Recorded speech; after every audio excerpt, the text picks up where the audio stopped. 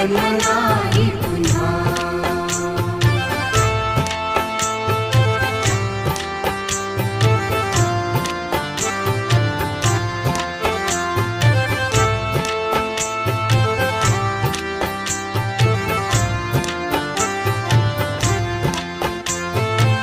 हा जन्म आहे सद्गुरु कृपेचा, हा जन्म आहे सद्गुरु कृपेचा, हा जन्म आहे सद्गुरु कृपेचा। हरि ओम स्वामी समर्थ म्हणा,